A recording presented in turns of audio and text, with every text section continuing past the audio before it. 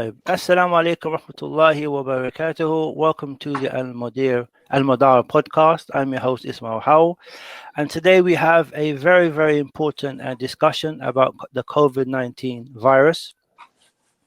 What is very important is that the Muslims are able to get to the truth, verify facts, and not spread fake news, and be able to make decisions based upon knowledge.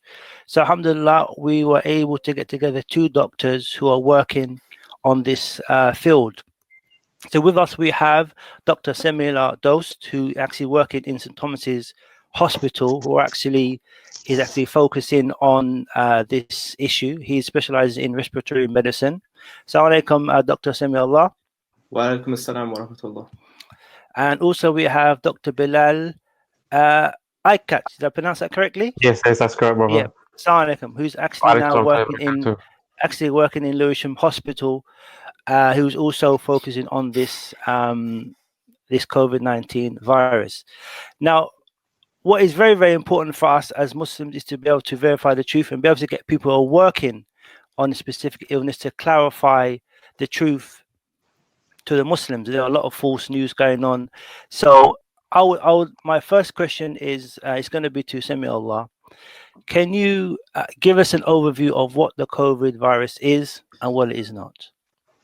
Sure. So COVID-19 is the name of the disease. It stands for coronavirus disease 2019. And that's when the disease emerged. It's caused by a virus known as a coronavirus, which is a family of viruses. And the one that causes COVID-19 has a specific name. So this virus originated at the end of 2019 in Wuhan city in China, and it is a respiratory disease. It spread from person to person via droplets. So when someone coughs or sneezes, they can transmit the virus from one person to another person, or if someone coughs and sneezes or touches any surfaces which contain the virus, and then another person comes, touches those surfaces and touches their mouth, eyes, or nose, it can allow the virus to get into the upper airway. And in majority of people, it can cause symptoms, but they don't get too unwell with it. And then, maybe in 20% of people, it can cause symptoms. It can go further down the respiratory tract, which is your airways that lead to your lungs, and it can cause inflammation as the virus replicates inside your cells, and it can make you quite unwell to the point where you go to the hospital and require oxygen therapy. Mm-hmm. Excellent. Can I just clear up a misconception? Are the doctors and the scientists, do they all agree they actually started in Wuhan?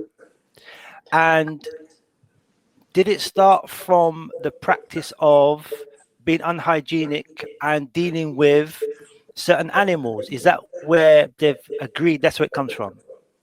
Sure. So we do know for a fact that this virus, it did arise in Wuhan, or that's where the first cases were reported.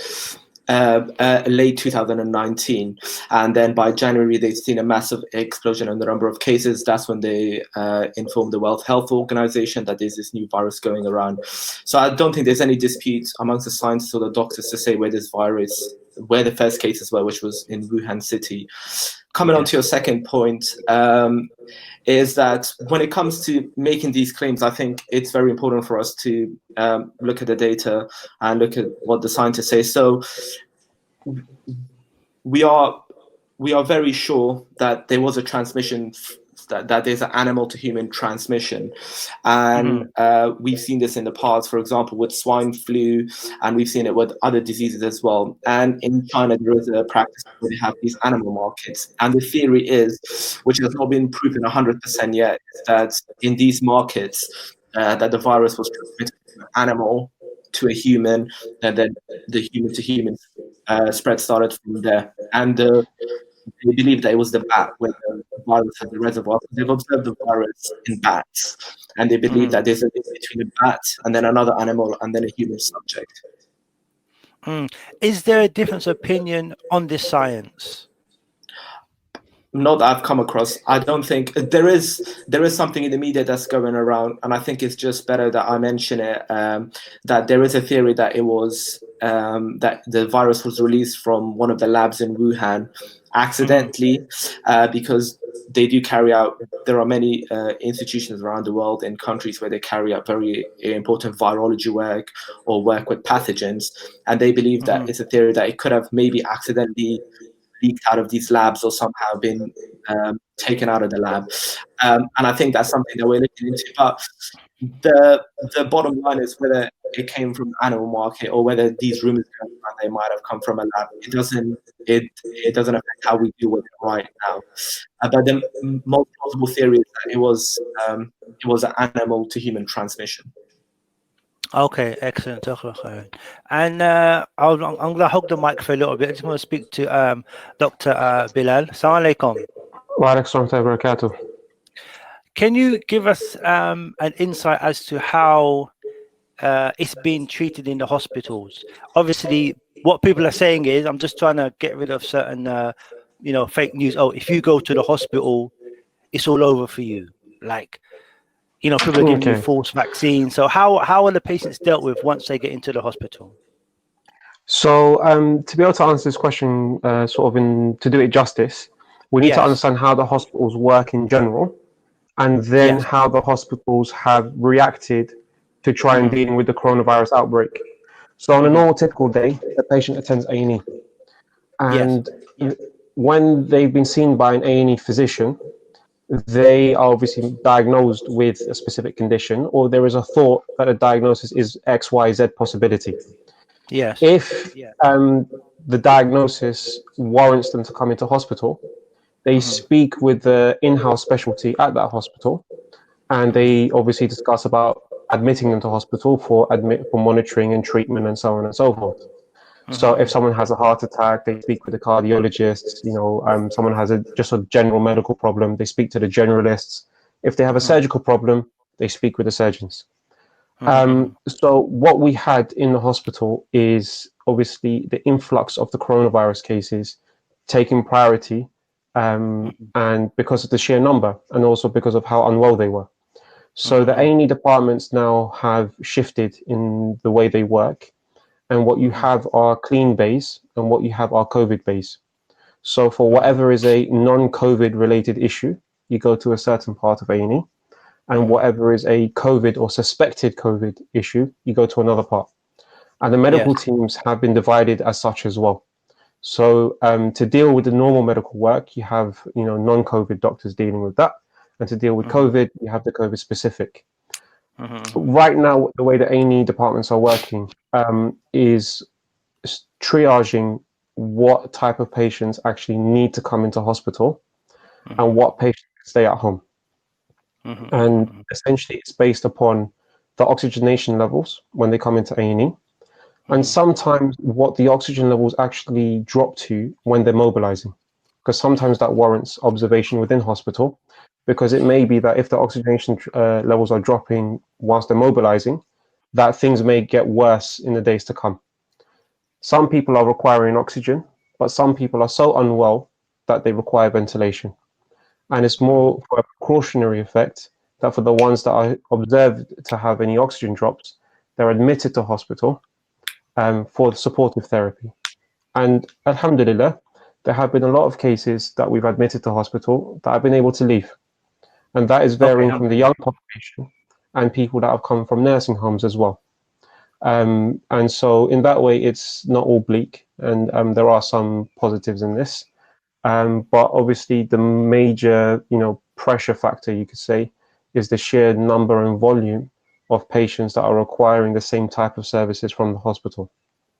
Okay, I'd just like to introduce our Ustad who was with us. Ustad Muawiyah, who is the managing director of Assalamu alaikum, of Al Madar. Assalamu alaikum.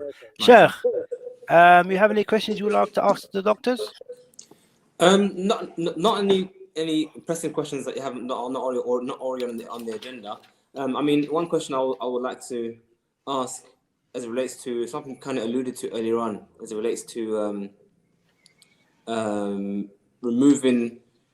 What's the word? Removing doubts that are being circulated amongst the people. Yeah, doubts are circulating amongst people. So, is there any leeway or any headway made with regards to having a vaccine? Are we going to be in lockdown forever?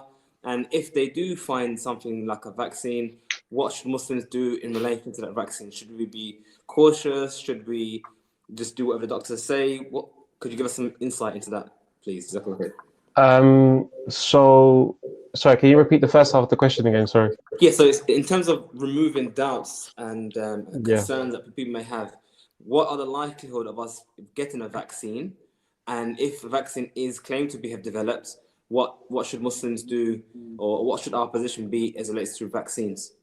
So with regards to the vaccine, I think it's a bit early to be talking about it. I think to get a proper vaccine that can be, safely distributed amongst the population, that's going to take a long time. And I don't think we're going to see any immediate sort of treatment for it. And because when it comes to viral infections, such as the coronavirus or the flu, the treatment is mainly supportive. So it's relying upon the body's own immune system to fight the infection. So it's either, it's in the hands of Allah subhanahu wa ta'ala whether the person survives or not. But what we do is we give them supportive therapy to decrease stress on the body during that time. So up until there is a vaccine, the greatest treatment for coronavirus is actually to prevent yourself from getting it. In the meantime, I think when we look at the UK and how it's reacted, I think it's had to go into a lockdown because people didn't respect the social isolation that was required to actually sort of combat this. There was obviously a delay in the masajid closing, there was a delay in the schools closing, and that was purely, I think, from a pure economic standpoint, how much the country and the government was willing to take a hit before actually acknowledging that coronavirus was actually a serious issue. With regards to whether a vaccine should be taken if one is released, my personal opinion is that vaccines should be taken whether it's coronavirus or not. If we look at, the world circumstance, this is the world crisis with the lack of one vaccine. So imagine if, things that have been eradicated, such as the smallpox, you've got the tetanus jab, you've got meningitis, polio, if all of these were to run rampant at the same time as coronavirus, most of the world would have been finished by now. Okay, so when it comes to the issue of vaccines then, Yes. I have heard, and you kind of said something similar to that with regards to viruses, there are no cures for viruses. That's one of the things that I was going around, especially in the beginning, that there is no cure for a virus. Once you've got it, or whatnot. I mean, could you just expand on what is meant by that? So essentially this is something which is common day to day as well when people come to the GP, is that when someone has a bacterial infection, antibiotics work for the bacteria. Mm-hmm. But when it comes to a virus, it's about whether your natural host immunity is able to fight the infection or not. Antibiotics really don't add anything to that, and they don't fight the virus. Okay, so so in terms of antibodies then, so your body would be infected by a virus or bacteria. Your body, your white blood cells of various types, they'll do what they can to combat the infection. So when it comes to antibodies, when your body produces antibodies to fight infection, could you explain why can't we literally just transplant someone who has these antibodies to someone who doesn't have them? Why would that not work? I don't think the matter is so simple, because when we look at the flu vaccine or the flu in general, mm-hmm. Every year the flu actually changes in its structure and its subtype. So when your body has fought the flu last year, your antibodies are in response to the flu from last year. If the shape and the structure has changed ever so slightly, your antibodies are no longer fit for purpose. Yeah. Which is why, you can have the flu jab, but the flu jab is only for that specific strain. So even likewise with coronavirus, this infection hasn't even been run long enough. But if it changes one more time, you could say this time next year, then obviously there's that whole risk of reinfection once again. So if the coronavirus becomes almost a household thing like the flu virus, is it potential you might have to live with something like this forever or from here on in? Potentially. But inshallah, it's not like that. I think just a few points to add on to the vaccine question. So human trials into vaccines have already started. There are a few in the US that are going on. And I think in the UK, we had our first trial on the 1st of March. Now, with the development of a vaccine, if we look at it, typically it takes many years for a vaccine to be developed. And I do believe that we will get a vaccine, but it will probably be the quickest time in history that we've produced a vaccine. But that quickest time will be months and months and months away, probably a year to 18 months. That's what the experts say. Because a vaccine, if you're going to give it to billions of people around the world, there's two issues. There's making a vaccine that's safe. And the second is a distribution issue. So even if you make a vaccine, can we get it to them, billions of people around the world? And B is that we really have to be careful with our vaccines and the way they produce this. There's very strict protocols, there's very strict laws, there's very strict testing. And I think, as Bilal said, hoping for a vaccine right now, we can hope for it. And inshallah, I don't see any scientific reason that they think that this virus, they won't be able to produce a vaccine for it. They will, but it will take time. But in the meantime, how we deal with it is, as Bilal said, is that we have to stop the spread of the infection. And that's our greatest weapon right now. And the treatments, as Bilal mentioned earlier as well, that for COVID is very supportive right now.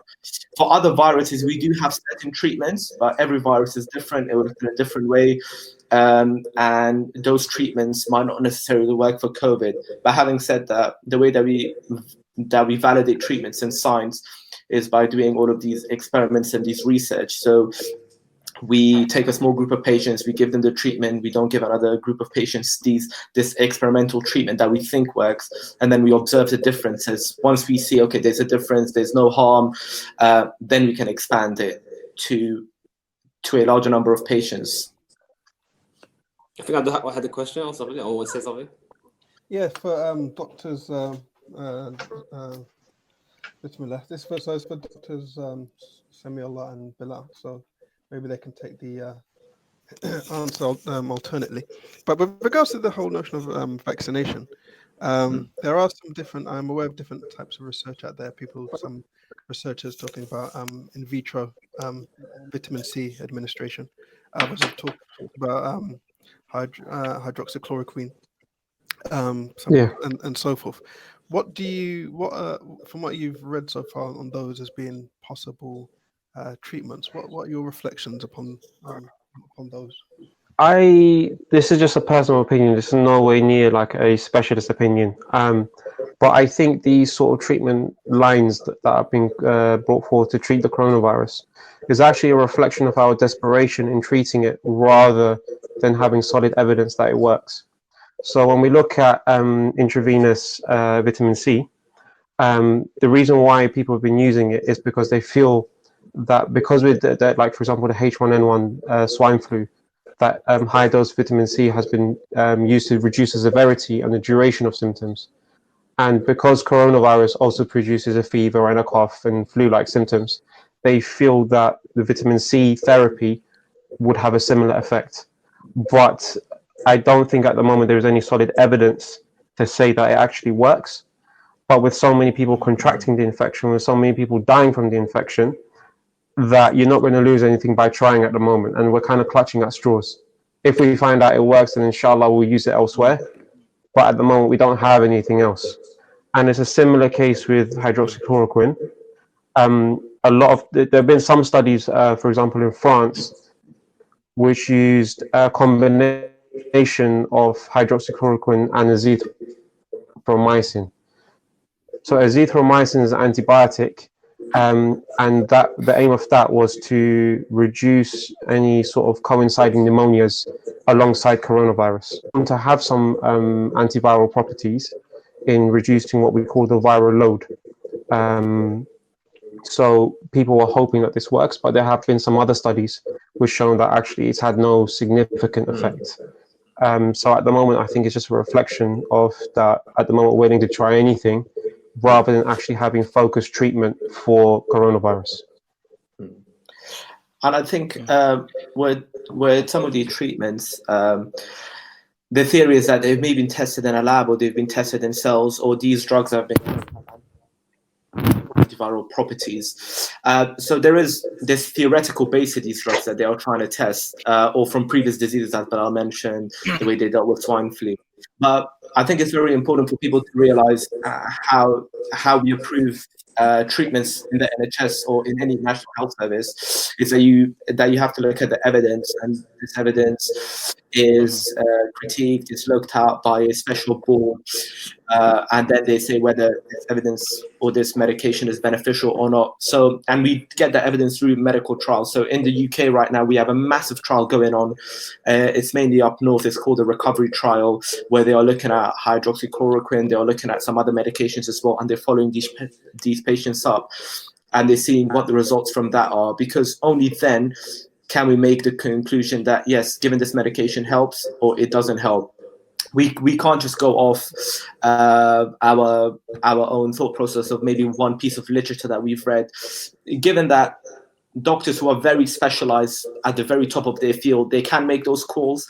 And in ITU, I am aware that they are using experimental drugs, which they get special permission for, but that's in very, very extreme cases. But for the general public, as like Brother Bilal is on the ward, he wouldn't go off protocol and start prescribing hydroxychloroquine to someone, or give someone high vitamin C, because there's no solid evidence for that. So we can't follow those protocols right now.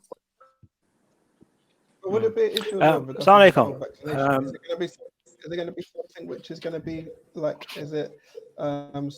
Would it come to? This is one of the concerns which many people have in the communities, and this affects all. I think this has been discussed among everyone in all communities. But Sorry, Babak, can't quite hear you. Are you able to repeat the question? Yeah, because this is a matter being discussed in all of the communities, this whole notion of vaccination and immunization, is the COVID crisis, can that lead to a situation where there'll be kind of a compulsory vaccination procedure, like people have to be compelled to have a vaccine? And then because then it becomes a bit more like So at the moment,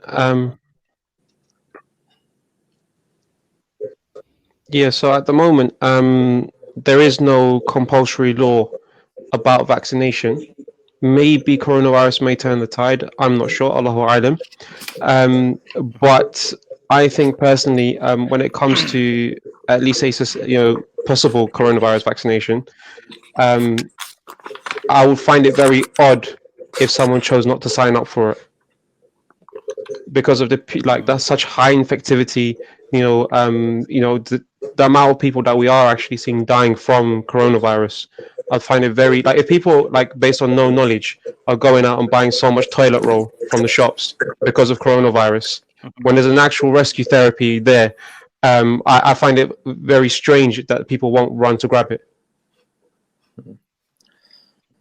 Ismail? Assalamu alaikum. Can I ask a question? Yeah, sure.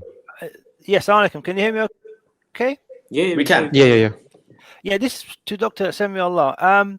When obviously it's a viral virus like the flu. Okay. Mm-hmm. Now we have flu jabs, but we still have the flu with us. Okay.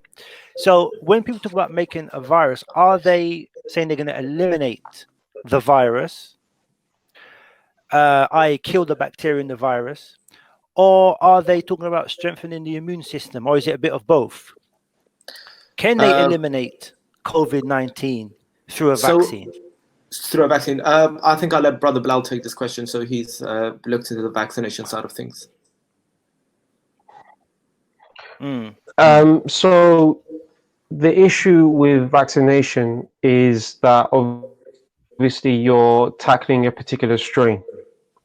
And yes, the issue of eliminating the infection manifesting in the human population, you could say, is that it requires a lot of people to be immune at the same time.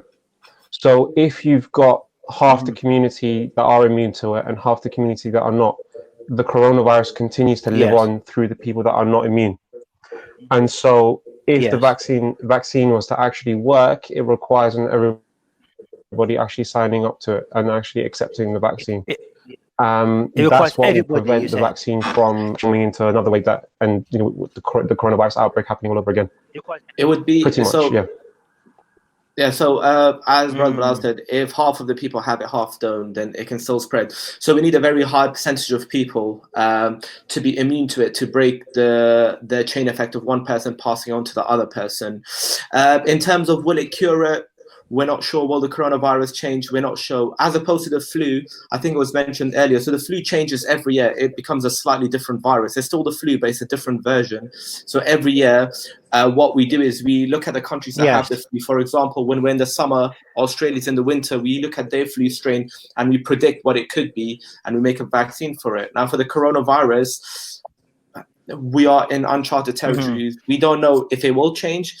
Can we make a vaccine for it? Most likely. Will it change? We hope not, but we can't say for certain that it won't change, and we might need a new vaccine maybe 5 years down the line when a different version comes out. Because you have to remember the coronavirus is from the same family as the MERS and the SARS disease, which came out in 2003, then in 2012, and Yes. this is a different version. This is another disease that's come out now. So those vaccines, even if we created a vaccine for those diseases, it probably wouldn't have been very effective against this, because it has a different outward appearance, and our body, it recognizes the outward appearance of these viruses. Mutate. Why? So why does a virus mutate? What makes it mutate? I mean, that's the Why that's doesn't the a virus nature stay of the same? viruses. I know it's a bit. No, I mean, Yes. that's how viruses survive. So some viruses have a property called the antigenic shift. And what they do, they're very prone to, when they replicate their genetic material by design, they are very prone to making errors. And these errors cause it to change its genetic material. And that genetic material, it gives it that competitive advantage of, the purpose of a virus is to spread from person to person, from living thing to living thing, and live on. That's the purpose of a virus. And when it mutates, those mutations can be in its advantage. They might give it properties to evade the immune system. It might give it properties that makes it very infectious once it enters the body. So by design, viruses are bound to mutate. So this is not anything to do with 5G. Okay. This is not anything to do with that this is something new. This is just the design of viruses. Just on that issue, I thought might draw a nice little benefit there for everyone. You mentioned about the issue of about the natural properties of a virus, and I think sometimes, especially when I was young, even before I was Muslim, I used to be that used to be proposed to me or delivered to me as evidence of evolution, that because viruses change, this is evidence of evolution. But it seems like from what you're saying, evolution is a different beast, you could say. This is a design, you could say, of the base design of a virus that is supposed to change from person to person, whereas large organisms, that is not their base design. They're not made to change from person to person. Could you? So I mean, when it comes to evolution, their main purposes or their main argument is that these little changes lead to a massive change over time. But that's just theory. There is no confirmed cases, or there's nothing solid that we can look at in the literature to say, can these changes cause something completely different down the line? No. Do we observe these small changes? Yes, we do. Do we see it in bacteria? Yes, we do. Human beings, we get cancer because sometimes when our DNA is replicating, we can make these errors as well, and these errors might affect certain genes which control the growth of our tissues, and when the tissue grows uncontrollably, that's when it becomes a tumor or a cancer. So I mean, by the nature of a virus, or by its design, the viruses have these properties. They have to be evasive, they have to change, because if they don't change, your body will recognize them and it will kill it off. It won't spread. So I mean, this is why they're highly successful. This is why the flu is highly successful. Every year it changes, but every year it's still the flu. It's just a different version of the flu. It won't turn into a bacteria one day, and it won't turn into a living thing one day where it walks and talks. So I think it's a very narrow scope of change. It can just change its genetic material in that sense. Is it because viruses at its core is a very simple thing? It literally is a box with code in it, whereas so a virus is essentially useless when it's outside. It can only replicate when it's inside the living cell. So outside it does nothing. it won't even replicate, whereas bacteria can replicate outside. Mm-hmm. When a virus gets into your body, it uses the machinery inside your cell to make more of itself, and then it destroys that cell and spreads to more of your cells, and it just keeps doing that, keeps doing that, keeps doing that. Is that why they even question whether a virus is even alive? Because essentially, yeah. So this is the first thing that we learned in first year of medical school. Is like, oh, there's this thing: are viruses a living thing or they're non-living thing? Because when they're outside the cell, they literally do nothing. They don't have any cellular processes going on. They don't have any active processes going on. It's only when they enter the cell that they can start using the cell's own machinery to do all of these other things. Which is interesting, because the actual parallel between a virus in a computer and an actual living virus is actually especially now. Yeah, so once again, code that is run by the system it invades. It's not code that runs its own. Yeah, that's a very good parallel. Yeah.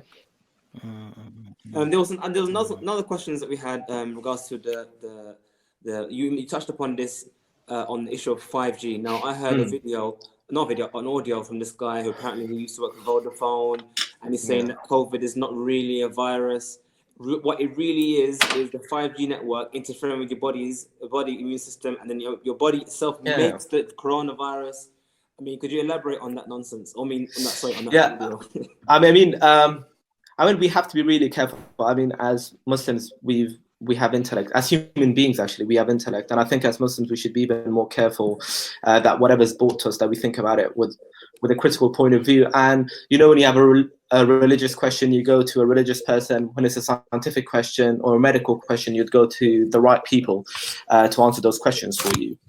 So in terms of this 5G conspiracy, first I thought it was a joke, but it's picked up more traction on the media.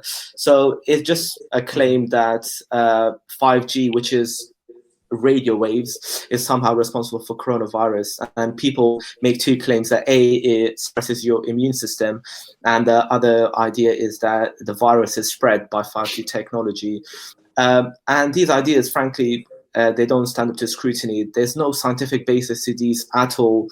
Your immune system can be affected by a number of things. For example, being tired, being stressed, your body weight can affect it. There are multiple things, but nowhere do we see that immune system is affected by 5G.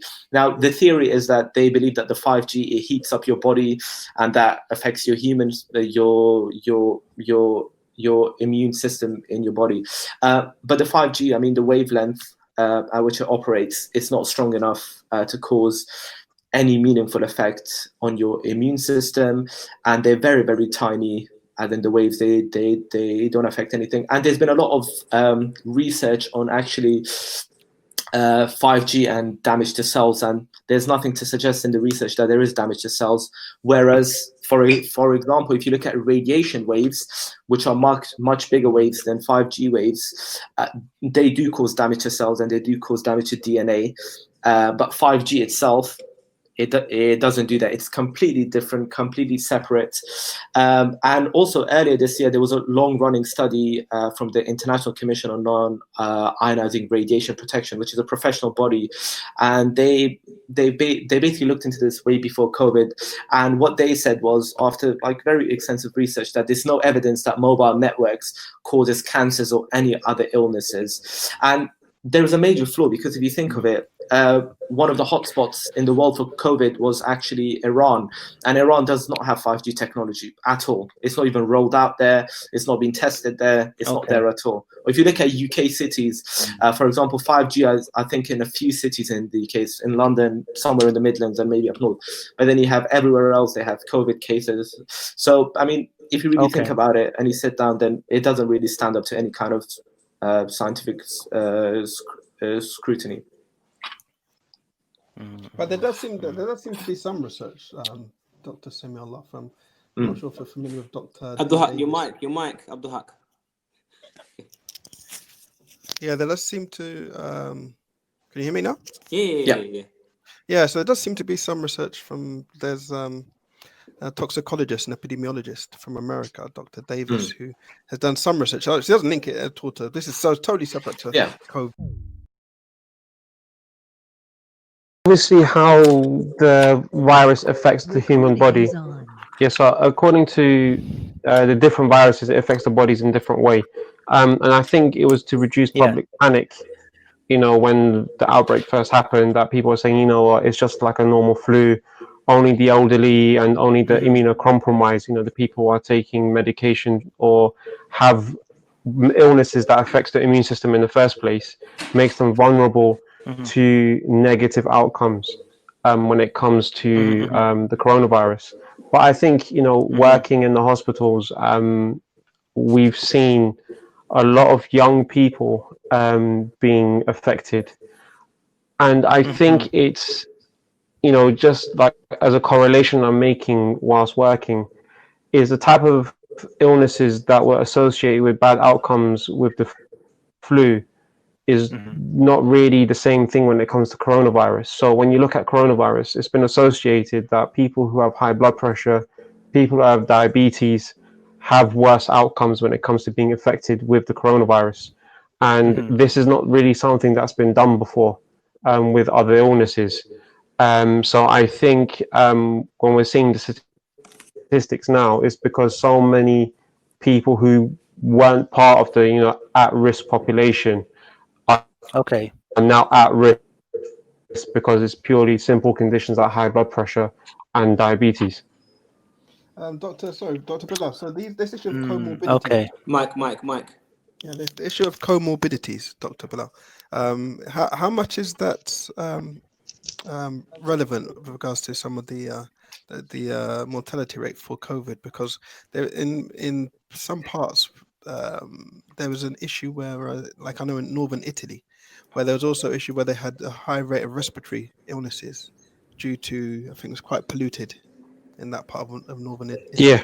And there was So issue the reason, of people dying with COVID along with other comorbidities. So it's difficult to kind of be able to measure what was actually the sort of cause of death. What would you say about yeah. that? So the issue with, so some people unfortunately are dying, you know, before the COVID tests come back positive. But with regards to the comorbidities in general, so the reason why things like pollution and respiratory conditions are part of the comorbidities when it comes to coronavirus is because the coronavirus, when it goes into that acute stress response in the human body, it typically affects the lungs. If you've already Okay. got respiratory conditions that limit your function in terms of breathing and tolerating lower oxygen levels, you're going to have an increased likely negative outcome. So, for example, if I've been smoking for 30 to 40 years, I've really damaged my lungs already. And so, therefore, if I catch coronavirus, my body's ability to fight the respiratory distress that results from it is severely limited. So, obviously, in people in places where there are more dense, you know, pollution and, you know, that kind of thing, obviously that can affect it. As for high blood pressure and diabetes, personally, I'm not sure of the link between that and the negative outcome. However, that has been established within medical research that this has been associated with worse outcomes. So is it clear? Is it fair to say then that when it comes to the coronavirus, people don't? I guess it's a bit like AIDS. Not to draw a funny parallel there, but in terms of what actually kills you is your body's reaction to the virus and other factors like bacterial infections after your immune system has been weakened. Would you say that is kind of what the main culprit behind the person's death? So when it comes to HIV and AIDS, is that obviously lowers your immune system, and then it gives rise to other infections from jumping in, for example, taking advantage of a weakened immune system. Whereas coronavirus is a direct attack onto your immune system itself, and the body physically not coping. Okay. Can I ask a question to the doctors? Obviously, how are you dealing with this virus? Obviously, you're working, mashallah, saving lives, may Allah reward both of you. How does it affect your day-to-day interaction with your family, going to work? How do you deal with it? I mean, for us, we seem to be quite far away from it, and we're worried. So, and you guys are actually battling this thing. So, how's it affecting you guys? So personally, the biggest factor that's affected me was that I had to shave my beard. I had Okay. a good going beard before this, alhamdulillah. It was my first time in, I think, 9 years I'd ever, seen my face like this. But obviously, for the protective equipment, um, you Okay. have to use the mask and stuff. And obviously, the main deciding factor was, I might be fine from the coronavirus, but if I'm coming home to my family, I could obviously spread it to them. Yes. It's funny you mentioned that because someone Yes. actually asked me via direct messenger about that, about having a beard and whatnot. Could he shave it? And that was the answer I gave him. But yeah, it's interesting that that's obviously an issue that not just you but other people have to deal with regards to the face covering. Are you both of you self isolating as well? Or? Yeah. So So at the moment, sorry, brother. no, go sorry, ahead. you go ahead, Sammy. You go ahead. For me, I think as I mentioned, my main concern was at work. Obviously, I try to adhere to all the protocols with the protective equipment. But was coming home and passing that on to my family. So in the first week that I was working, I would come with it. So I would shower at work. I would wear a different set of clothes before going home. Even when I got home, I'd go straight to my room. I wouldn't interact with my family. But alhamdulillah, our hospital is really good in that sense. So I've moved out and I haven't seen my family in 4 weeks now. Obviously, I called them and I FaceTimed them, but direct contact, I haven't had direct contact with them for about 4 weeks. And that's mostly for their own safety, because you can be a carrier of the virus. You might not be symptomatic, you might not be anything, but just dealing with them day to day, you might pass it on to them. And I think that's something that's very hard for us to even comprehend. So I personally had to move out, and I've been living out for the past 4 or 5 weeks now, and I think we'll probably continue until this whole COVID era is over for now. So is that your own personal decision, or is that something which NHS has said? Sorry, as a doctor, you should self-isolate from the family. Is that your own personal sacrifice? So I think that's my own personal decision, but I think a lot of, like every colleague I've spoken to, they've either this thought has crossed their mind, and if it's possible for them, they have moved out. And alhamdulillah, I was in a position where the opportunity was there for me to move out. But NHS does say if you are at home with someone vulnerable and at risk, for example, if you have elderly parents who have underlying medical conditions, then the hospital would give you accommodation for the duration of this period. So I have some of the colleagues, because currently right now I'm in a hotel, and some of my colleagues that have been here for 4 or 5 weeks, and they're going to be here for the next 2, 3, 4 months as long as this goes on, because they have really unwell people at home that passing the virus on to them, they would be a very high risk. And you're working on the COVID. You're working with COVID patients as well, Doctor? So we are. So I work on the COVID wards personally, but my opinion is everyone in the hospital is suspected COVID anyways. So you never know who's COVID, who's not COVID. So we wear our protective equipment with everyone, and obviously there are confirmed wards, and we're mainly based on the confirmed wards. But it won't really make a difference, because when I go see them, my mindset is, and I think, and all of my colleagues and Bilal, I think would agree as well, that every patient in the hospital is pretty much COVID, so you have to be very careful. Including staff. So, what do you actually wear? Can you just give us a breakdown what you actually wear? And is there an issue of lack of PPE resources? I'll speak about what we wear, and I think I'll let Bilal speak about the lack of PPE, because I think it differs hospital to hospital. So when you're on a normal ward and you're seeing a patient, you wear a surgical face mask, you wear gloves, and you wear a plastic apron and visors to cover your eye. You would go to these patients. But there are certain things that we do as doctors where we think that during these procedures, the patient, they generate aerosol, which is droplets from their mouth. So this includes when you put it down someone's throat, so when they're ventilated, or when you intubate them, meaning putting a tube down their throat, when you're doing CPR on them, so doing chest compressions, when you give them certain types of medication, which are driven through air into their mouth, and there are other procedures as well. For this, you have to wear a different type of mask, which is a very tight fitted mask, and you can't have a beard for that. So that's why Brother Bilal had to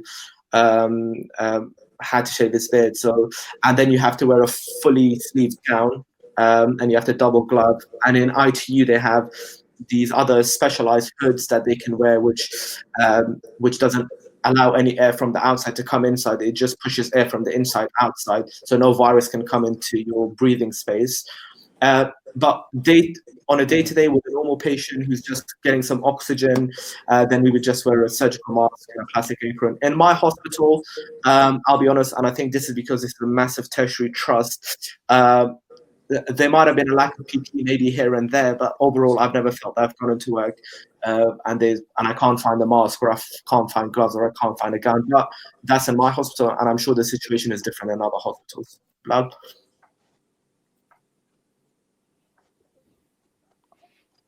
Dr. Bilal? Assalamu alaikum, Dr. Lau. Bilal, can you hear us? Can you hear us? Yes. Yeah, I can hear you. I think we were talking about the lack of PPE. Bilal. Yeah, what's the situation in your... Yeah, so at my hospital, I think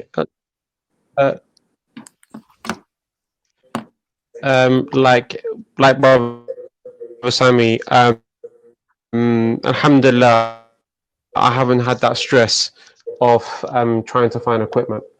So the way it works on our trust is in the resus part of A&E. So consider that as the patients that come in to A&E that you think are most. For that, you have to wear what we call the full PPE, which is obviously the special ventilated face mask. You have a visor to cover your eyes. You have a surgical gown. And for us, we wear 2 pairs of gloves, and we change the gloves between patients. So when I'm on a typical on-call shift, which is like, what we call the out-of-hours shift, I do 12 hours. And in some of the shifts, I've done 12 hours just wearing the same set of PPE, sitting in A&E resource. So it does get very suffocating. It does sometimes you feel like you want to breathe. And in that way, alhamdulillah, at least the resource is there. As for treating on the normal COVID wards where you're not suspecting, the droplets of COVID to be that high, you just wear the normal surgical face mask, gown and gloves. COVID wards since it started really, and I've had no problems, alhamdulillah. Just on the issue that was mentioned previously about how you guys coped with separating from your families and enduring this situation. It seems quite clear that you guys are taking it very seriously. Could you expand on that issue about taking it seriously? Because obviously, I still feel even to this day there are many people, Muslims included, who are not taking that seriously. They downplay the numbers. They say, "Oh, maybe people died of something not to do with COVID," and they're not really seeing it as really that important. I mean, we even saw that reflected in the discussion about whether the masajid should close. We found that many people were not really considering it to be that important, even as going as far as saying, "Oh, it's just probably a conspiracy to take away our rights." I mean, could you expand on how serious it really is? Is COVID really what it is, or is the flu even worse than what it was? Worse than what it is? I think in terms of people taking it seriously, COVID is so when it comes to viruses, one thing that we look at with a virus is how good the virus is from spreading from one person to many people, and COVID is pretty good at that. So per one person, so if one person has COVID, they usually spread it to 2 people, to 2 to 2.5 people. So it can spread very quickly. And I know, so 80% of people, they get mild disease, 20% of people, they require they require going to hospital. And then a small percentage of that would require to go into ITU. Now, the issue is, yes, if you're young, you're less likely to become very unwell. But it's that if you're young and you have the virus, or you go out and you break these quarantine rules and you bring the virus and you pass it on to your elderly relatives, or you pass it on to people who are unwell, you are putting them at great risk. And I'm not saying that young people don't die. There are many cases of like healthy 18-year-olds, 17-year-olds, 21-year-olds, 23-year-olds, 25-year-olds dying from the coronavirus. So just because you're young, you're not immune to it. And if you don't adhere to these rules and if you don't take it seriously, what you do is you put those people who are more at risk in danger. And that's a very selfish thing to do, especially when you know that what it could do. So people that are elderly have a very high risk of becoming very unwell with COVID, or people that have other underlying health conditions. And in order for us to protect them, we need to adhere to these rules, and we need to take it serious. COVID does kill. It's not the fact that the flu kills, or it kills, because I've heard loads of arguments, it kills more than the flu, less than the flu. What people have to realize is these other people are going to die when the flu hits in the winter, but these are 16, well, I think we're at 14,000 now, but we have 4,000 deaths apparently in care homes, so we're at 18,000 actually. These 18,000 people, if COVID wasn't here, they would have been, most of them would have been alive by now. So COVID has killed these 18,000 people. We can't, just because the stats, everyone cares about stats until it happens to them personally. So when you're that 25-year-old who didn't take it seriously and you end up in ITU, or God forbid you lose a member of your family who didn't take it seriously, then I think that's when it would hit home. Bilal?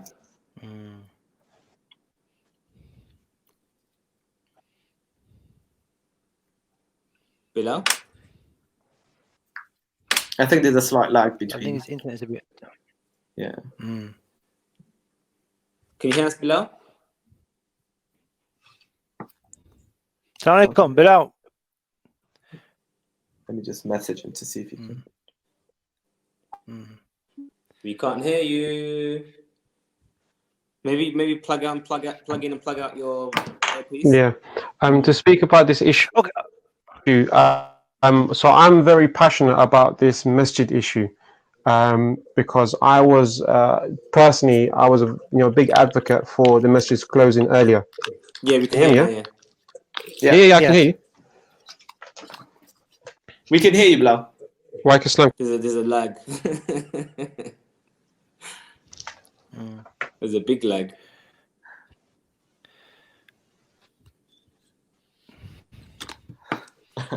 Can we ask Dr. Samuel another question? Could the brother log in and log out again? Yeah. Assalamu alaikum, Dr. Samuel, while Bilal is away. Do you see a light at the tunnel? I mean, people talk about can you hear me? We can hear you. Okay. Is Dr. Bilal back with I'll us? just message him to log in and out. Yeah.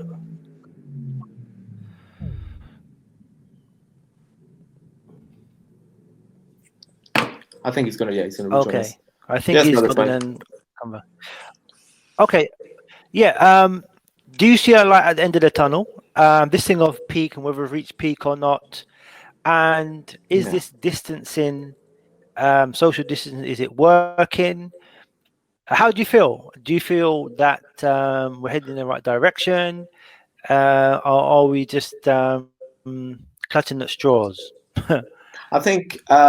I think there is light at the end of the tunnel. I think as Muslims we have to be optimistic as well, and as medical professionals, we do see that hopefully we will deal with this and we will get past. This era as well. Do we see light at the end of the tunnel? Yes. Will it take us some time to get there? Yes. Do we all need to play our part? I think that's the most important thing. I think what you brothers are doing is great, because the more people that find out about what this is, how they can take it seriously, the small measures that they can take, then we can all work together to hopefully get over this. In terms of the peak, the question of the peak is something that you only know you've hit the peak once you've gone over the peak. So they constantly monitor the amount of cases and the amount of deaths that we have, and once that starts to drop and reduce, and we can say yes, we've hit the peak. They can make predictions about when we'll hit it. So some people say we're in the peak right now, some people say we're in the peak in a week's time, but we also have to be very careful, because we can have another spike as well. So if everyone comes out of their house, everyone starts relaxing because they say, oh, we've hit the peak, I'm not going to stick to the rules now, I can go to the shop, I can do this, then we might get a resurgence of all of these cases. So this is not something that's going to stay with us forever, inshallah. This is something that the scientists and the doctors are working very hard at. They are working at extremely fast pace in terms of the vaccines. No time in history has a vaccine gone into clinical trial as quick as it has right now. No time in history are so many clinical trials going on. No time in history are so many medical professionals and scientists taking something so seriously. Because we have to think these governments, since in the benefit to take it serious as well, they are losing billions of pounds every month. They are losing millions every day. And inshallah, we will we will get to the end of the tunnel, and there is light at the end of the tunnel. But it's important as doctors, as Muslims, as family members, that everyone plays their part and everyone works towards getting to the end of that tunnel. Bilal, you back with us? I think so. Can you guys hear me? Yeah, mashallah, he's back. Yeah. He is back and live. Alhamdulillah, You were saying alhamdulillah. you was very passionate about something. Go on, give us your passion, bro. Give us your Yeah. passion. So I was very passionate about this message. Yeah. Personally, I feel the masjid should have closed a lot earlier than they did, for a number of reasons. They tried to mitigate the issue by saying only if you're elderly or you've got, medical problems, should you not come for Jumu'ah and all that kind of thing. However, it's like if the young people are going, the young, fit and healthy people are still going, they're picking up the virus from the masjid and they go back home to those frail and vulnerable people. It's one and the same thing. We haven't really, controlled or quarantined this issue. Some masajid, I don't want to mention names, were thinking about also combining the prayers during the COVID outbreak instead of closing. So instead of, for example, having 20 people for Dhuhr and 20 people for Asr, you're going to have 40 people for one prayer. And that only, increases the risk and increases the issue rather than actually mitigating it. And so when it comes to isolation and quarantining, it's a very binary or black and white issue. You are either open or you are either not. If you are anything in between, you're still allowing it to spread. And personally, from more of a dawah perspective, when the whole world is in a crisis and, the Muslims are keeping their masajid open, what I fear is when this all said and done, that the media and the government start saying that actually, whilst the whole world was taking it seriously, it was the Muslims that were helping it spread because they were more concerned about their masajid than they were for human life. And that is a very bad PR for the Muslims. The final issue that was another concern is actually, are we in control or in charge of our masajid, or are we handing that responsibility to other people? Meaning, are we deciding what we do and closing our masajid, or are we saying that actually the government has a majority of control, and only until they say so are we going to actually close? Why is it that the Muslims can't be proactive and say that actually, instead of being on a beating end of the stick and being forced, why can't we be proactive and say that we are the most protective of our communities, and we're going to close before people tell us to?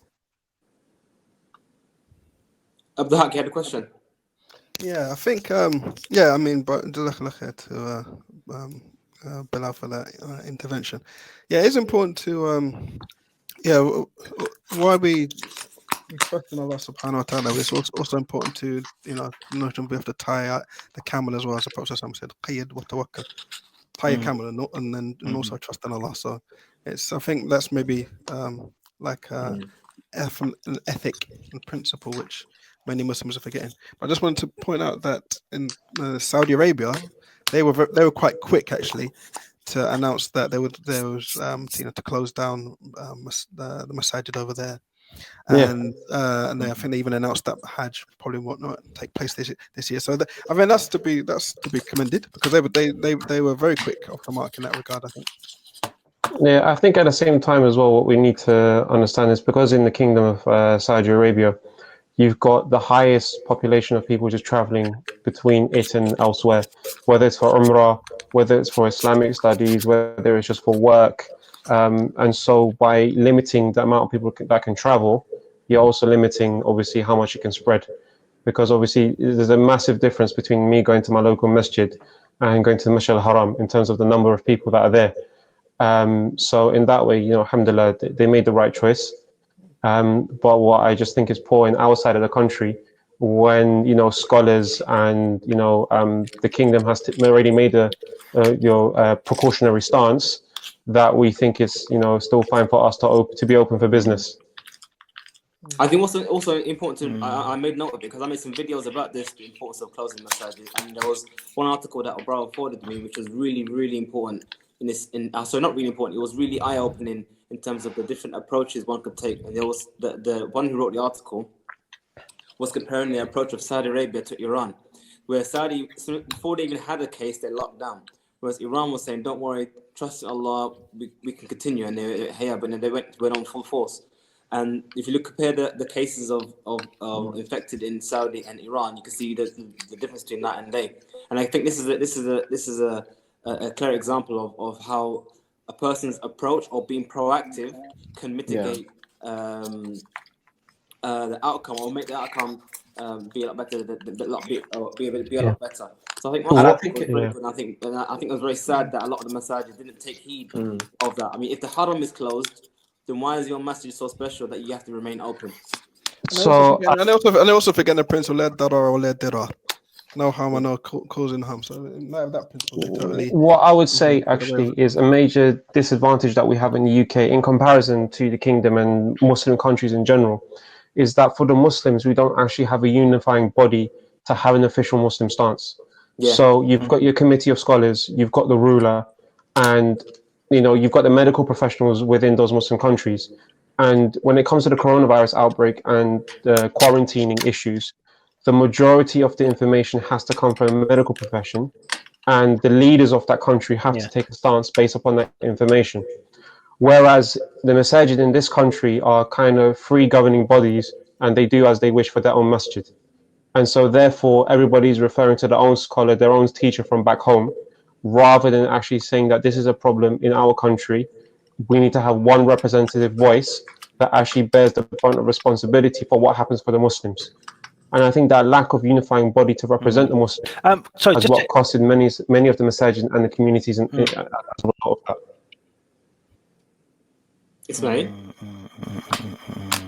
Ismail? Yeah, just to interject. Assalamu alaikum. My question would be, is it onus on the committees and masajid committees in the UK to shut down when Saudi shuts down, or to shut down when the UK government says shut down? So, for example, if a masjid says, "Okay, I understand what Saudi Arabia is doing. I'm waiting for what my so-called ruler says." So Boris Johnson says, so Saudi shuts down on the 17th, but England says we shut down on the 30th. So he says, okay, whatever the fatwa comes from Saudi, malish, I'm waiting for Boris Johnson. So as long as the masjid shuts down when Boris Johnson says, is that okay? This is to Muawiyah and the rest of the doctors. So first of all, what I would say is we can accept that what Boris Johnson done for our quarantine issues wasn't the best of plans. I mean, that's right off the bat. Okay. The second issue is it's accordance to the area that you're in and where you're getting your source of knowledge from. So, for example, Lewisham Hospital and Lewisham Masjid, I would say, is a much higher risk for coronavirus than it was for other rural areas. Reason being, Lewisham Masjid, is across the road from Lewisham Hospital. So for Jum'ah, half of the masjid, you could say, is from healthcare professionals just crossing the road for Jum'ah to pray. I'm in contact with many coronavirus patients. I've put my forehead to the floor. I've coughed once. How many people are there? I mean, there's so many people going for Jum'ah there that they do two Jum'ah in one go. So for them, they should be closed a lot earlier than other certain areas because the risk of exposure is so much higher. So it's not necessarily what one place has done and therefore we shall do the same, or until one person finally realizes the seriousness of the situation, but actually it's about risk mitigation in your area. And so therefore, with Lewisham having one of the first cases in the country, and then also having some of the most cases in the country, the precautionary measures should have been a lot earlier than anywhere else in the country. And I think I totally agree with that. I mean, I don't personally. I know Saudi. We use Saudi as an example. I'm not saying because Saudi closed, we should close.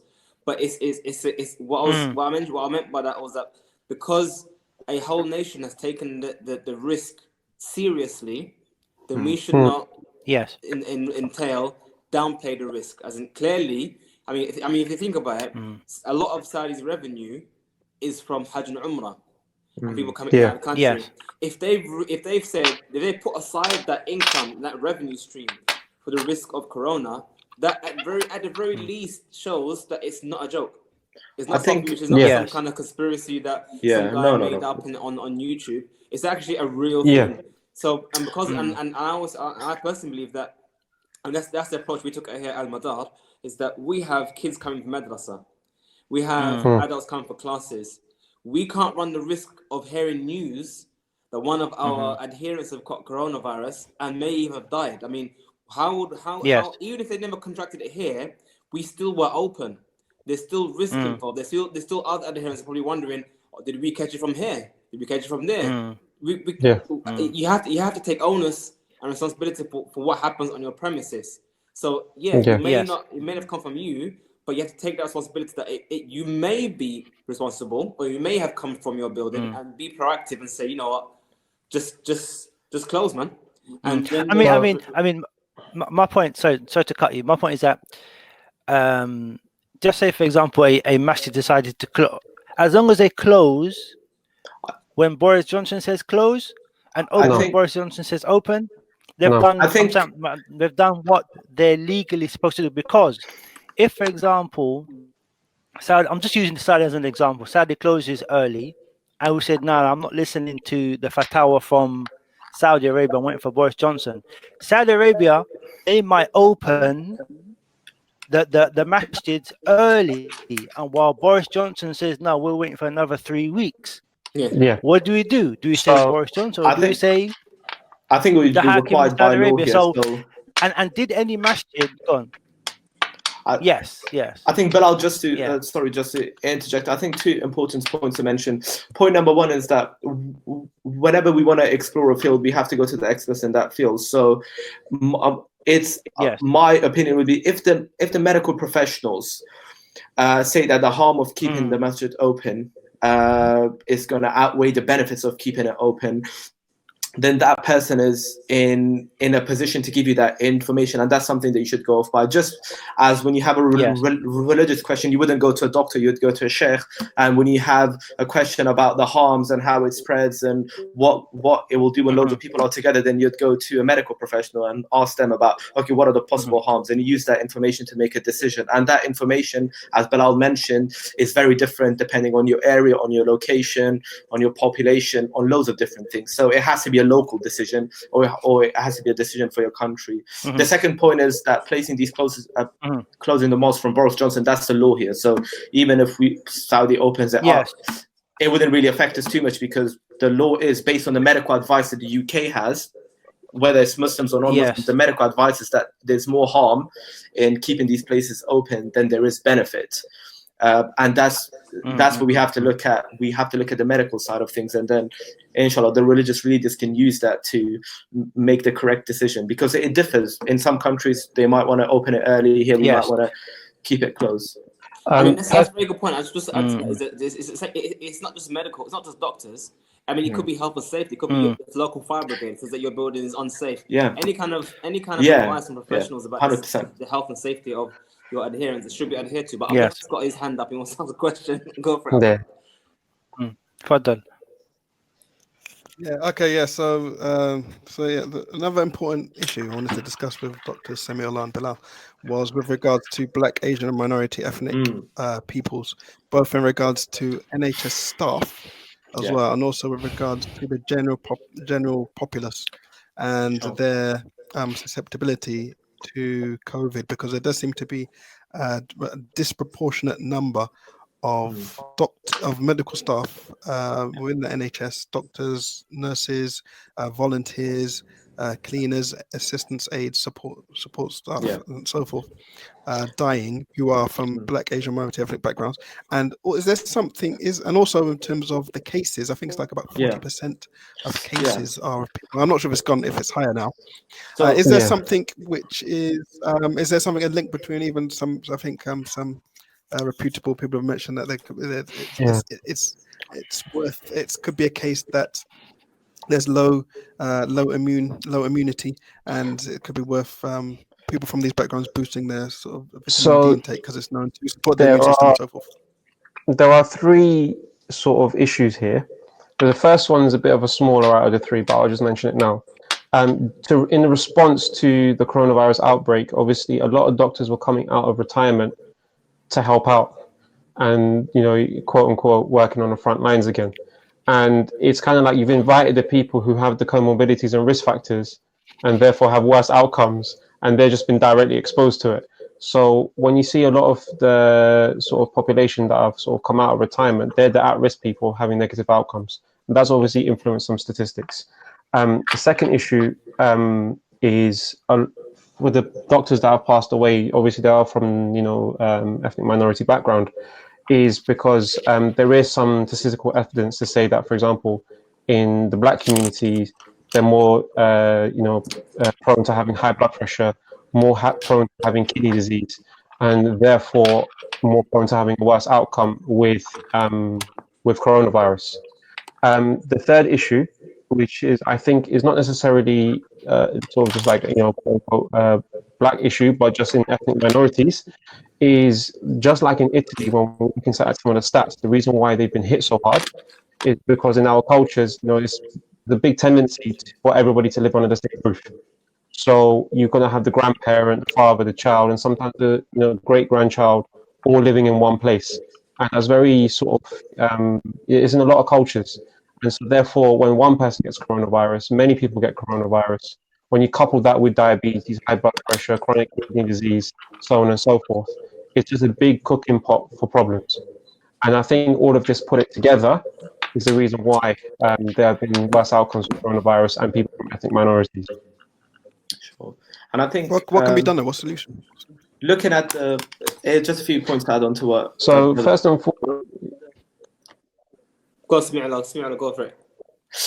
Sorry, but I'll just add on a few points. So the brother's all right. So 25% of the patients that have COVID in the UK are from a Black and ethnic minority background, and it's very complex looking at the issue because the points that Brother Blau mentioned, those are very pertinent points. So our social interaction, so we live way more closer with relatives of different ages, certain things that are risk factors for COVID, for example, hypertension, diabetes, kidney disease, they're more prevalent in the African and South Asian communities. And they don't know the reason exactly why, but they do believe there's some differences in our genetics. So coronavirus infects your cells through certain receptors and your immune system shows a certain response.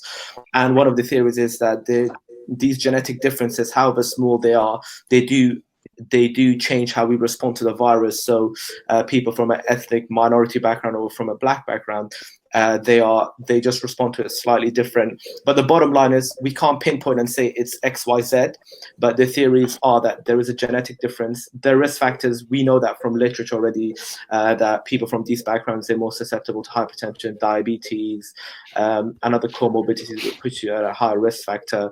And it's our social living situation. So we live closer in close-knit community, and the risk of transmission is probably higher. Bilal, you saying something? But is it just these social? I mean, social it links into what are the health things? What can people change in order to? What can people change?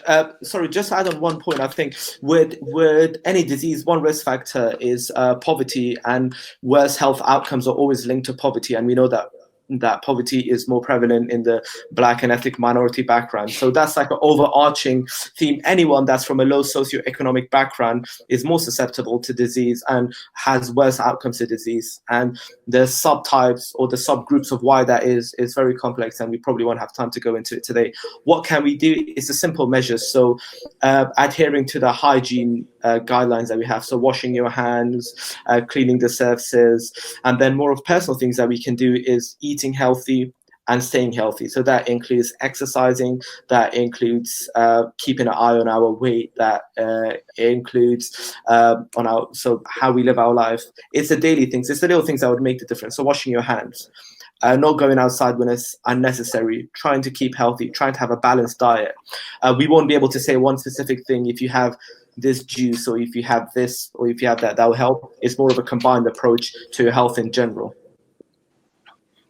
So Bilal, you were saying something before we can continue that on. To this, I can't quite remember what I was going to say, but just to touch upon it, I think when it comes to sort of ethnic minority backgrounds, it's like, for example, I'm going to be completely honest here. Like, I'm a doctor, but my mom doesn't listen to any medical advice that I give her. Yeah, it doesn't really matter, what the healthcare professional says about your sugar control. There's always, remedies that has been passed down the family, which is always much more important. But I think, this has just highlighted that actually adherence to medical advice, both inside and outside of the coronavirus, is actually what's necessary. And I think that would actually just affect compliance with treatment overall, because essentially the reason why diabetes wreaks havoc in our communities. People go blind because of it. People get heart attacks because of it. People go into kidney failure because of it. People get, really bad leg ulcers and so on and so forth, is purely because people are disregarding the medical advice. And so when diabetes was already out of control before coronavirus hit, coronavirus is only taking advantage of that comorbidity. So one thing which was touched upon previously Excellent. is the topic of the lockdown. When should the lockdown should have taken place? When should the masajid have closed? And now that we are all closed, I think a more important and actually more difficult challenge we have as a community is, when do we open again? Once the government said open, fair enough. If Boris says, yeah, it's good to go out and play, yeah, we go out and play. But on a serious note, when it comes to those responsible of communities, responsible of masajid, when is it us? When it's safe for us? What would you advise as a criterion or guidelines we should consider for that? Yeah. So what I would say is that there are only two reasons why places are still staying open. One is from a purely economic standpoint, which is why this country was very slow in closing down. Yeah, because essentially they wanted to keep the schools open, because if healthcare workers, if the kids were at home, healthcare workers had childcare responsibilities, so therefore they couldn't turn up to work. So in that way, they just had to keep the schools open. So that's the first reason why places will open, is because essentially this country cannot take another economic hit. The second issue, and another reason why possibly things will open once again, is once the risk is actually mitigated. And I think that is purely on a moral standpoint rather than anything else. And I think masajid need to think more about the morality of opening the masjid again, rather than the economic standpoint about getting donations. The risk mitigation, that information comes from the epidemiologists and the doctors and healthcare professionals, rather than necessarily official government advice. Because I personally think, and a lot of doctors actually think this, is that there will be a second hit of coronavirus. Once the lockdown's lifted, unfortunately, as a population, we're not very sensible. People will go out and go wild. Yeah, and that will cause another second round of exposure of coronavirus when it hasn't been properly eliminated in the first chance. And then we're going to be in lockdown again, because that's the only way. But then how long should this current lockdown continue for then? It should continue for as long as it needs to. That's my advice. Okay. Yeah, until so right now, what I would say, 6 months. What I would say is that at the moment, all hospitals in London, at least, have changed their protocol with the way they work due to coronavirus. As I was explaining before to the brothers, I think it was before the podcast or right at the beginning, was we're currently receiving COVID patients and non-COVID patients.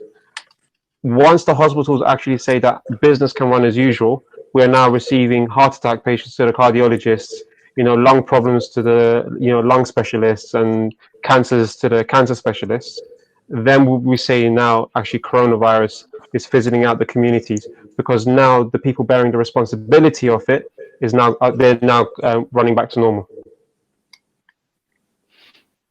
So that's a general overview. Mashallah, exactly for that one. Like I said, it's unfortunately, that is a mindset which we hope most have, but we know most won't. But on that, guys, if you give us like strict points, what would I look for before opening up? For example, like I said, but when Boris says it's time to go back to work, he would most likely say when the number of deaths go down to a certain amount. But if people are still dying, even if it's a small amount, they are still dying. Is it still safe to open up masajid or open up schools again? Or when is it safe to open up again? Yeah, the numbers are going down, but there's still cases. What do you reckon, Sami'ullah? I think when it comes to these issues, we have to recognize when a country decides to go into lockdown, they look at multiple factors and very, very complex issues. So they look at mental health. So what are the consequences of people staying home? What is the consequence on mental health? What is the economic benefits and the economic harms? What is the effect on the healthcare? What is the effect on business? They look at multiple things and they come up with a decision at the end of it. And this is a dynamic situation that's changing day to day. So we won't be able to say in 2 months' time this will happen, in 3 months' time this will happen, and even the government doesn't know. As you can probably tell from the news conferences, they are probably 2, 3, 4 days ahead of us because they have access to information that we don't, or maybe a week ahead of like the information that we have in terms of what's going to happen and what the impact is. So I would say the best thing that we can do right now is probably follow the government guidelines for now. And I think once they do lift those guidelines, we should then jump the gun and say, okay, we're going to open everything. At that point, we should speak to probably medical professionals. No, not us. Probably people that are more, way more experienced, or speaking to any Muslims in public health, or way more senior colleagues that would have way more input than I would have at this point, and they'd be able to probably give you that response. So I think we have to wait for the government first of all to say that it's safe, and then after that, not to jump the gun, and then to actually have a discussion with the medical professionals, with other people, and so they can evaluate what the risk is for you and they can pin it down, because the government is probably waiting for a certain risk level that we reach, and then it will say, okay, now the benefits outweigh the harms at this point and we can open things up. But for us, we need to know what those harms are, and we can say Islamically, should we open up or should we not open up? And that can be a decision for us at that point. So wait for the government, and then we speak to, and I would say probably people that are more experienced or are experts in the field of public health, in the field of epidemiology, then they'll probably be able to give very concise and expert advice, and advice tailored to the mosque itself. Because a mosque is different to a supermarket. Bilal, we need your passion on this one. Come on, give us your passion on this one. My passion. So I genuinely say that once the hospitals run back to normal, that it's a just as the risk for the masjid's closing was an area specific, judgment, such as whether you're in inner city London, the risk is obviously much higher than in the rural areas. When it comes to reopening, it's the same way. It's the same way, because for example, when you look at Lewisham Masjid, it's right next to the hospital. So whilst the whole area outside of Lewisham is perfectly fine, I might still be treating coronavirus patients and the last trickles of it, you could say, and still putting my forehead to the ground in the masjid. So its risk will always be higher in comparison to other masajid. So I think generally speaking, each masjid committee needs to speak with the healthcare professionals in that area. So for example, there are many masajid in Tooting, they need to be liaising with St. George's Hospital about risk mitigation and about when it's safe to open up. This is not necessarily, specifically just government advice, because the government advice is for a national level. Yeah. So on a national level, it might be safe, but on a region, borough specific, it might not be safe. Ismail, you got something to say? Yeah, I mean, obviously, the build-up of the virus, everyone's, basing it on different advice. Do you feel as doctors that as a Muslim community we are getting our act together? So for example, if we look that we're going to, obviously the virus is going to end, we're going to come out of the other side, I feel there might be a blame game. I feel that they might say, okay, this community didn't act responsibly, or they didn't act responsibly, these guys opened too early, these guys opened too late. Now obviously we haven't reached peak yet. Do you feel that there is cooperation between the different Muslim agencies, whether it be the medical field, whether it be the Islamic organizations, that they are working together to make sure that the Muslim community is on point, that people are taking this thing seriously? Is there anything going on in the background? So I think the work is a bit fragmented, to be honest, and I think rather than the fragmentation in Muslim communities being something new, I think it's a reflection of what's always been brushed under the carpet.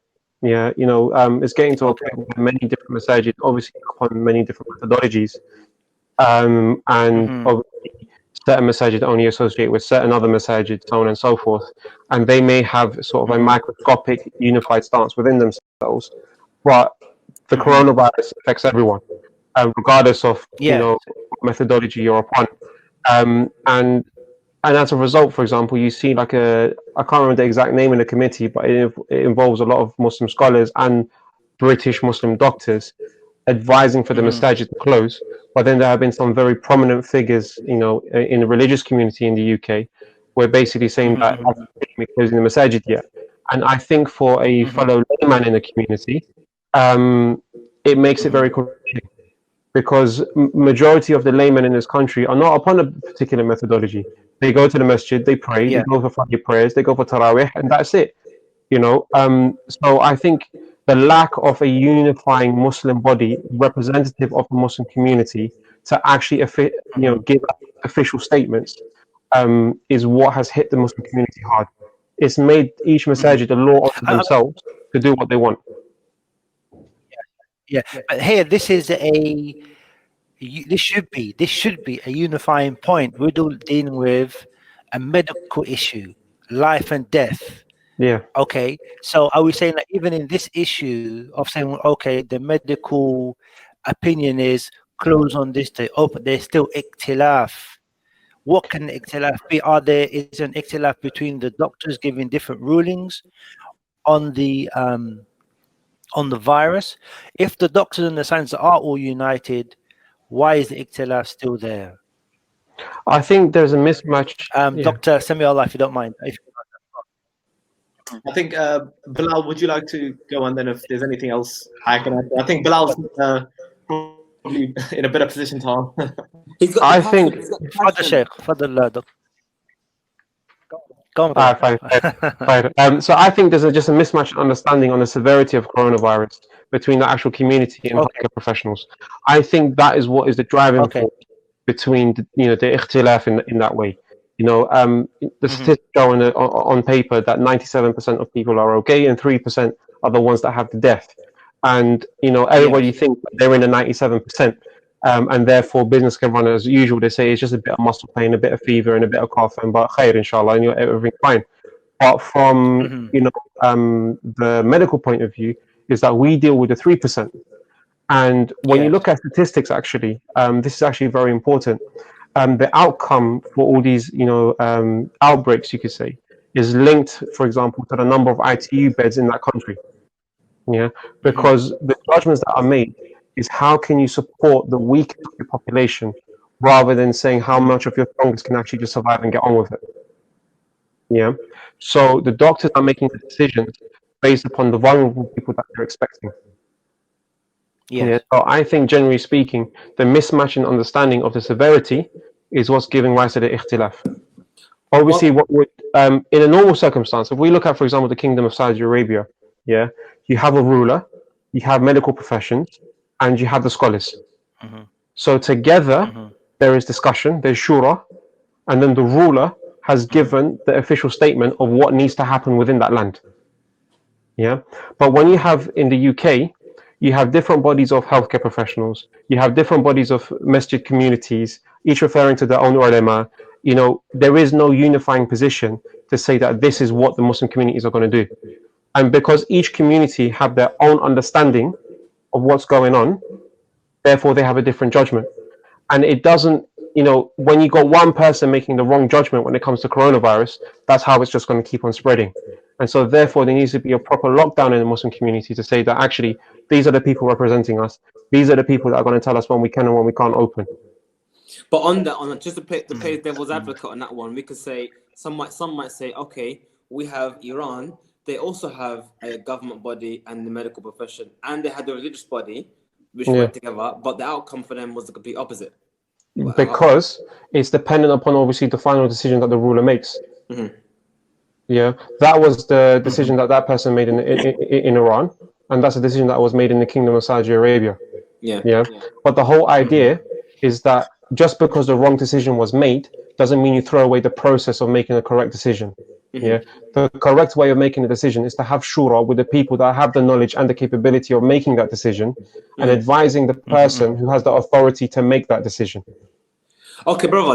There was a sheikh who said, and he was very vocal about this. He said that the doctors, he wasn't happy with the doctors like yourself who have your passion and say that we should stop going to the masajid. He said doctors like yourself should remain silent and leave the ulama to say whether masajid should close or not. What do you say about that? Well, the first question is who is the ulama in this country? Yeah. Who is the ulama in this country to make that official stance for the people? Yeah. Secondly, yeah, the UK is about 2 weeks after Italy. Yeah. And there are other ulama in other countries, like the Kingdom of Saudi Arabia, who have already made that decision. Yeah. So essentially, if other places are making the same decision, why is it now that we have to make a different decision? Yeah. Tayyib. That was Tayyib. a good response, my friend, my passionate friend. I mean, sorry just to drag on it, but as doctors, do you feel frustrated? Do you think that as a body of Islamic organizations that we are slow in reacting? And is there anything you can do about it? So I think overall, this is putting coronavirus to one side. There is a lack of, I would say, Islamic opinions regarding modern day medical issues. And as a result, there's a great mismatch in what the communities understand and what is actually being done on the medical side. A simple issue is, for example, the do not resuscitate red form, which is found in hospitals. Yeah. Whereby, for the sake of clarity, I would explain it, is if from a medical point of view, we find that the person is very frail, to the point where if they become so unwell, they physically cannot tolerate invasive ventilation like intubation, they physically cannot tolerate dialysis, for example, and that they're most likely going to die on these machines, the better option is that when their heart stops, is to keep them comfortable. So, and then let the moment pass. And so, because there isn't, for example, an official statement from, Muslim scholars to say that whether this is permissible or not, many people from the Muslim communities, I have personally dealt with them, feel that when you're withdrawing treatment at these sensitive times, that you're murdering their loved one. Yeah. And they say, for example, that only God decides when someone's dead. So you need to do everything you can to keep them alive. And so, for example, if there was actual engagement from Muslim communities with healthcare professionals to actually get rid of these doubts, then there will just be a better relationship and representation of what the Muslim doctor's opinion is within the hospital. On that note, brother, could you please explain to us, because the way you described it, I understand it, and I'm sure many will understand it, but there might be a few who need some clarity. So you say that if someone is ill, we're not referring to those who are clinically dead, no brain activity, or what they call it, I thought they call it brainstem dead. Not talking about those people. We're talking about people who are ill. They're alive. They're breathing, but your doctors are basically saying there's no point giving additional treatment because it's only going to prolong their suffering. Is that what you're saying? Yes. So, for example, I'll make up a case for you and say that this would be the ideal case where we would say we withdraw treatment. So we have an 88-year-old person who has suffered previous strokes, who has had a heart attack. They're on insulin for diabetes. They suffer from dementia. They're so frail that they're either bedbound or use some form of walking aid to get across their own house. They're so frail they don't leave their house, for example. Yeah, and the dementia is so bad they don't even recognize their own family. Yeah, this person comes in because of kidney failure. They've been so dehydrated, they've got an infection that their kidneys have gone into failure. The cure for this is dialysis. Yeah, when it's really severe kidney failure, but because of the frailty of the person, that we feel that they may not physically be able to tolerate the stress from dialysis in the first place. So just to clarify, dialysis is when you take out blood and you clean out the blood and repump it back into the system. Yeah. And so putting them on that machine is most likely going to kill them then make them survive. So how often would they have to do this machine? So it depends on the level of kidney failure and what's caused it. But majority of the time, it's like 3 days a week. I think Okay. Just to mention a few points, I think Bilal raised a very important point. So there are two things in hospital. It's one where we fill out the do not resuscitate form, where we say that despite our best efforts, that if this patient's heart stops, that we don't think that all of our invasive procedures and putting them through, giving them electric shocks and pumping their heart, we don't think it'll be successful. So we say we won't attempt that. Whereas if you have a healthy 21-year-old guy who's just come in with knee pain and his heart stops, we know if we do all of these things, there's a good chance that we can get them back.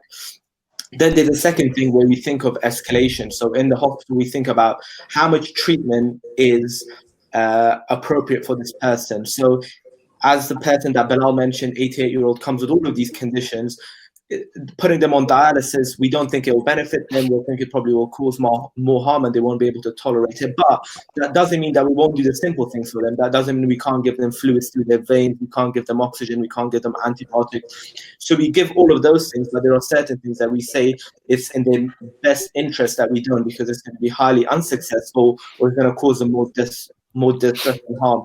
And then there's a third thing where someone is so unwell that we think nothing is going to help, and what we do at that time, we put them on end-of-life care. And what that means is that we focus on making sure that they're not in distress, they're not agitated, they don't feel breathless, they don't feel alarmed, they don't have any psychosis. So we focus more on dignity and comfort and end-of-life care. So it's those things. And I think if it's better explained to Muslims, as with any patients, I think people would understand. But as soon as you tell someone your relative isn't for ITU, they go crazy. They think you're not going to even give them a paracetamol on the ward, or you won't even give them oxygen on the ward. So it's just, we have to think appropriately at what level should we withdraw treatment, because you can do everything, but we know from loads of things that these things probably won't be beneficial, or they'll probably be harmful, it won't be successful. You wouldn't want to put a frail 88-year-old lady in CPR where you're pumping their chest and you're cracking the ribs and they might puncture their lungs. Like it's quite brutal, and you have to think, is that going to be successful? Just to clarify for those who are listening. So when you're talking about these end of life decisions, you can say, or these critical decisions, just to be clear, do doctors factor in any financial considerations, as in the cost of treatment? Is that ever part of consideration? No, never. Never. Because obviously this is something that a lot of people, when they are given a decision, they say, oh, they're only doing it because they ain't got enough beds and they ain't got this, they ain't got that. And these decisions are taken by quite senior doctors. So I myself, at my level, would not make that decision. I can discuss it with my seniors and I can suggest it, but this decision would be made by seniors. Bilal, for example, would probably be able to make that decision at the level that he's at.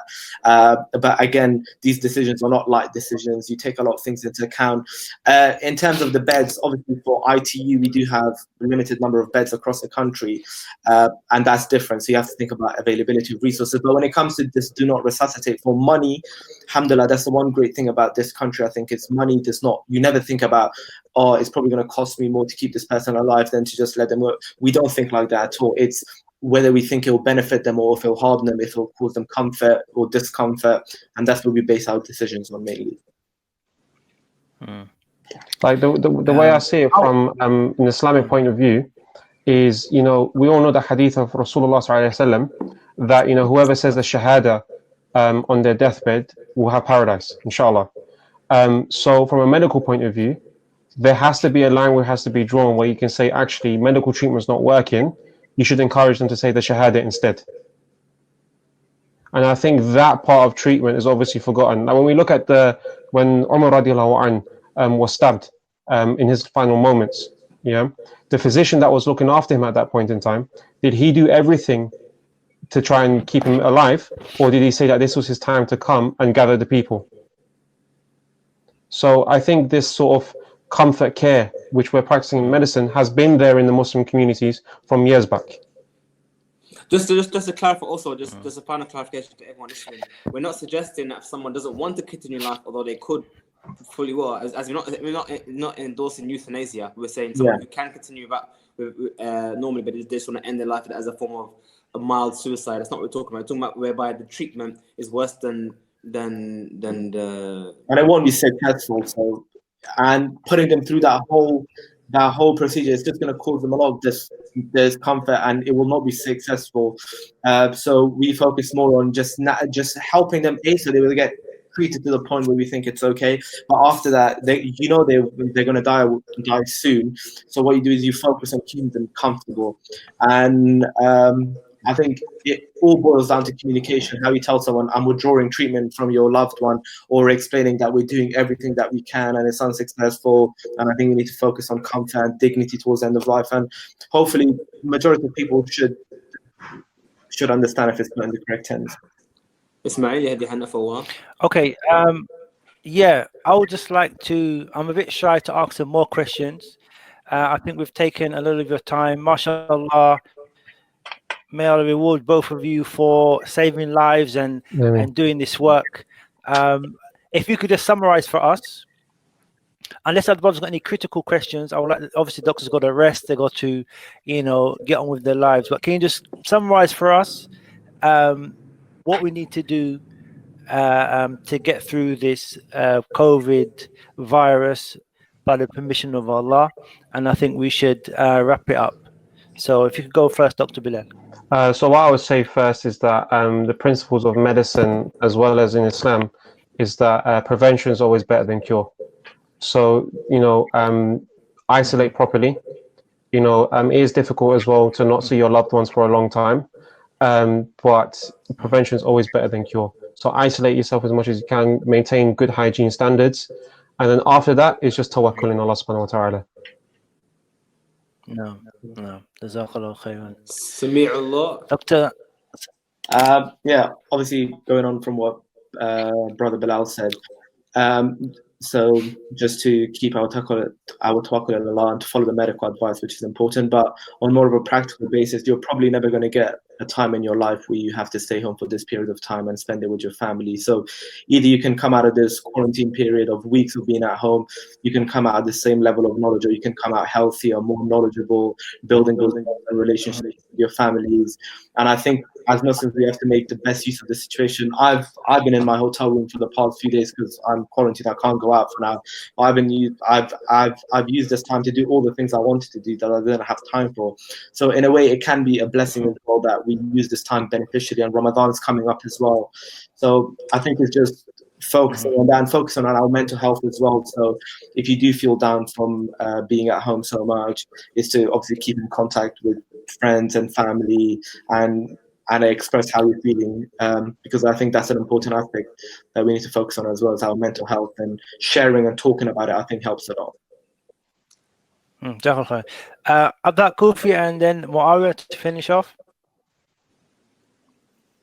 Yeah, no, so I just wanted to say Barakallahu Feekum, Jazakumullahu Khaira to Doctors Bilal and Sami'ullah for taking their time, and also for their service and what they're doing and the hard work that they're doing within the NHS. And we hope that Allah subhanahu wa ta'ala will reward them for that and place it in their scale of good deeds. Ameen. And also to thank them for taking the time to join us on the this podcast today. And hopefully we can have them on in the future. Inshallah, definitely. Inshallah. Yes, Sheikh Muawiyah. Jazakumullah khair for those who are attending, brother Bilal and Sami'ullah. You've been amazing. You've come in at short notice. You've given us your wisdom and your knowledge and your advice.